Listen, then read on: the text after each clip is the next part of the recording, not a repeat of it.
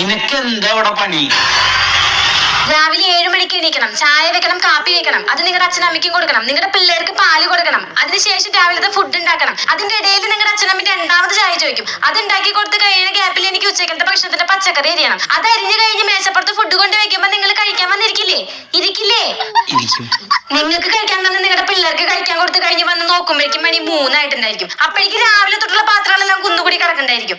അത് തേച്ച് വെളുപ്പിച്ച് വരുമ്പോഴേക്കും അലക്കാനുള്ള തുണി ഒരു ലോഡ് ഉണ്ടായിരിക്കും. അതിന്റെ ഇടയിലായിരിക്കും നിങ്ങളുടെ അച്ഛൻ രണ്ടാമത് ചായ ചോദിക്കാം. ആ ചായ വെച്ചുണ്ടാക്കി കൊടുക്കുമ്പോ പിന്നെ അതിലില്ലാത്ത കുറ്റങ്ങളില്ല. അതിൽ പഞ്ചസാര ഇല്ല, കാപ്പിപ്പൊടി ഇല്ല, തേങ്ങില്ല, മാങ്ങില്ല.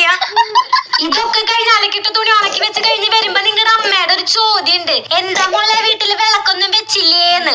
അപ്പൊ തന്നെ പോയി കുളിച്ച് വന്ന് വിളക്ക് വെക്കണം. അതൊക്കെ കഴിഞ്ഞ് വരുമ്പോഴേക്കും നൈറ്റ് ഫുഡ് വെക്കേണ്ട സമയവും.